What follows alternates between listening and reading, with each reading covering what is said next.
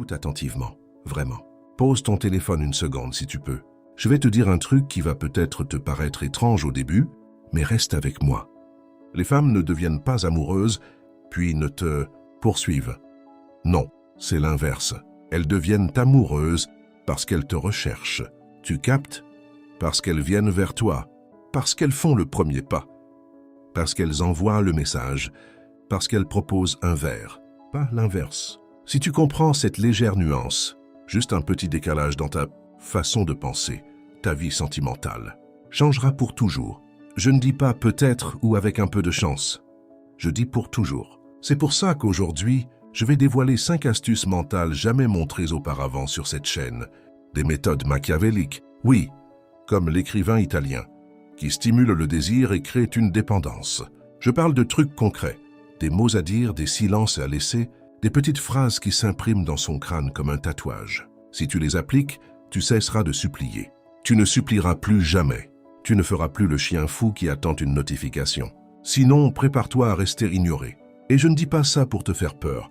Je dis ça parce que c'est la réalité. La réalité brute, sans filtre, sans « oui, mais moi je suis gentil ». Si tu es nouveau ici, abonne-toi et reste jusqu'à la fin de la vidéo. Parce que la dernière astuce, celle que je garde pour la fin, elle va vraiment te secouer. Et n'oublie pas de liker, partager et apprécier le contenu. Ça me prend du temps d'écrire tout ça. Alors un petit like, c'est ta façon de dire « merci mon frère ». La clé qui change tout. Mon frère, cette phrase que tu viens d'entendre, les femmes deviennent amoureuses parce qu'elles te recherchent, n'est pas seulement une belle formule pour faire joli sur une publication Instagram, non. C'est la clé qui distingue les hommes qui mendient de l'attention de ceux qui la reçoivent sans la réclamer. Tu vois la différence? D'un côté, ceux qui courent, qui insistent, qui envoient 3 messages quand on leur en répond 1. De l'autre, ceux qui restent calmes, qui ont leur vie et qui voient les femmes venir à eux. Je vais t'expliquer pourquoi avec la première astuce mentale, celle qui va transformer pour toujours ta vision des relations. Pas juste comment draguer, non. Comment ton cerveau doit fonctionner. Tu sais quelle est la plus grande erreur que tu fais? Je te le dis franchement. Tu t'investis avant qu'elle ne se soit elle-même investie en toi. Tu envoies un « bonjour, ça va ?» à 8 heures du matin. Tu demandes comment s'est passée sa réunion. Tu lui donnes ton temps, ton énergie, ton attention, tes petites blagues, tes soirées à attendre qu'elle réponde, alors qu'elle n'a même pas montré un minimum d'intérêt réel à te connaître. Elle t'a juste dit « salut » une fois, et toi tu es déjà en train de lui préparer un paragraphe sur ta journée. Arrête ça, maintenant. C'est comme entrer dans un magasin que tu ne connais pas. Tu n'as jamais acheté là-bas. Tu ne sais même pas si le produit est de bonne qualité. Et pourtant, tu poses tout ton argent sur le comptoir. Billets de 20, 50, tu saches tout. Tu dis, tiens, prends tout, je te fais confiance. Que crois-tu qu'il arrive? Le vendeur, il te regarde avec un demi-sourire. Il se dit dans sa tête, ce type est désespéré. Je peux lui faire payer ce que je veux. Il va accepter n'importe quel prix, n'importe quelle condition. Et c'est exactement ainsi que fonctionne l'esprit féminin et l'esprit humain en général quand tu offres tout sans rien, recevoir en retour. Tu deviens celui qu'on peut remballer, qu'on peut faire attendre, qu'on peut traiter comme une option parmi 10. Machiavel a compris quelque chose, que très peu d'hommes saisissent encore aujourd'hui. Le vrai pouvoir ne se trouve pas dans le fait de donner. Ce n'est pas en ouvrant ton portefeuille ou ton cœur que tu gagnes. Le vrai pouvoir se trouve dans le fait de créer le besoin de recevoir. Tu veux qu'elle ait besoin de toi, pas l'inverse. Machiavel n'a pas écrit un seul mot sur la séduction, c'est vrai. Mais ses principes sur le pouvoir humain, la manipulation, la stratégie, le rapport de force, sont redoutables quand on les applique correctement dans une relation. Et je vais te montrer comment. Fais-la s'investir sans qu'elle le remarque. Voici la première astuce.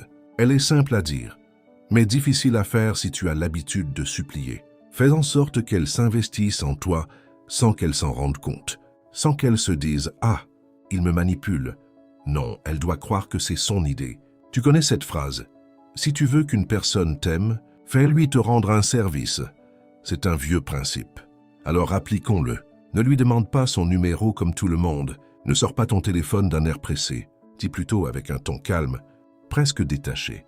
Si jamais tu es intrigué de savoir ce que je fais le week-end, voilà mon contact. Pas. Donne-moi ton numéro s'il te plaît. Non, tu lui tends une carte, un bout de papier, où tu écris simplement ton numéro sur une serviette en papier. Oui, une serviette, comme si ce n'était pas important, et tu laisses ça sur la table ou tu le glisses vers elle sans insister. Tu vois la différence? Tu ne supplies pas. Tu ne dis pas « appelle-moi, j'espère ». Tu proposes une opportunité, une porte qu'elle seule peut ouvrir si elle le souhaite. C'est elle qui décide d'envoyer le premier message. C'est elle qui fait l'effort. Et cet effort, son cerveau va l'enregistrer. Pourquoi j'ai pris la peine d'écrire? C'est forcément parce qu'il est intéressant. C'est de l'auto-persuasion.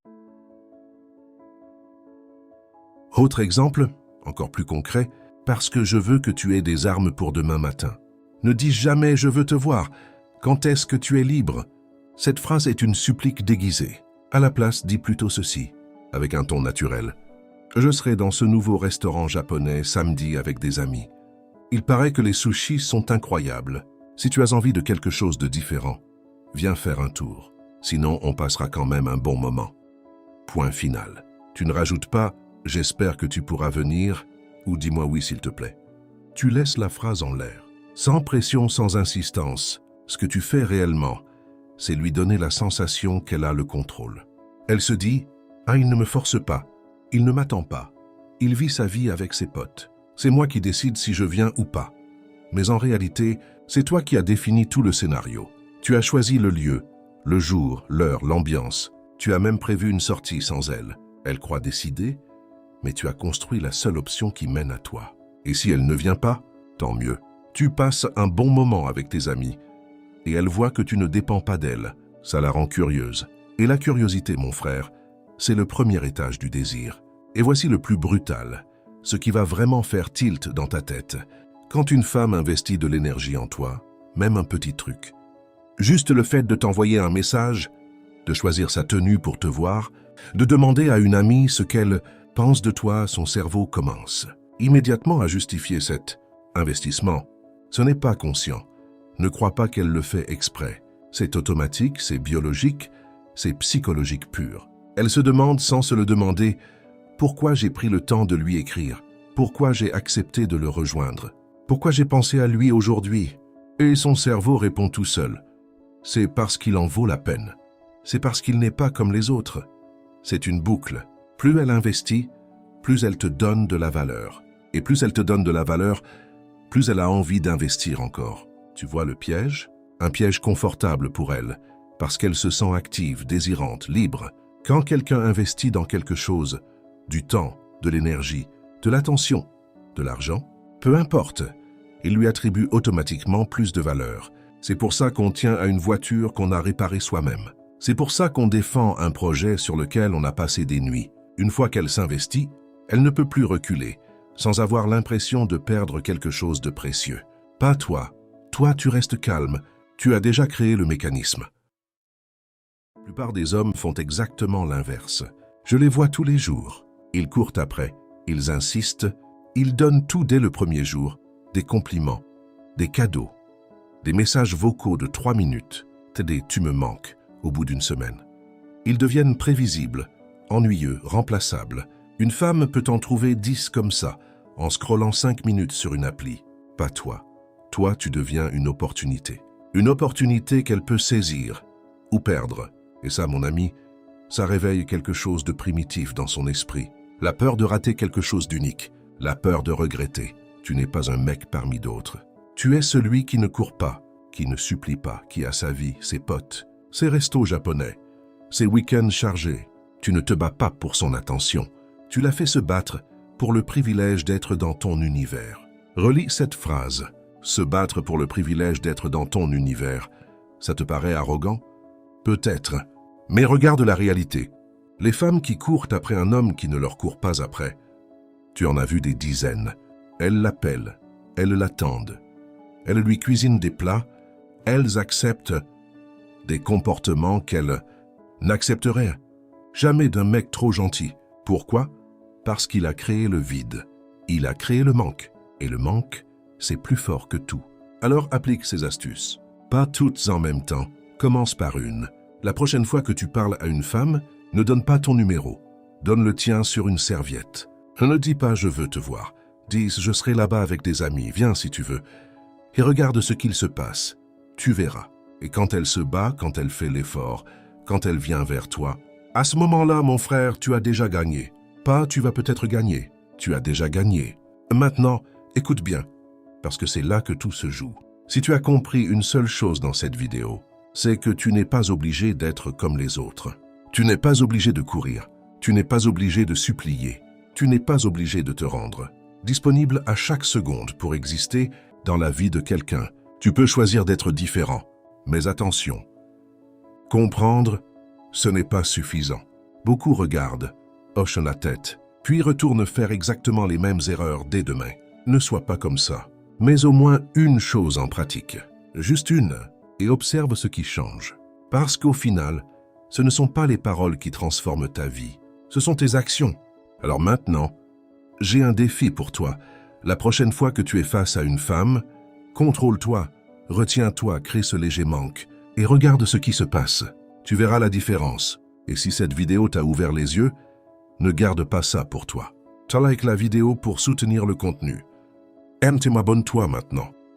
Partage ça à un frère qui en a besoin. Et dis-moi en commentaire, est-ce que tu es prêt à changer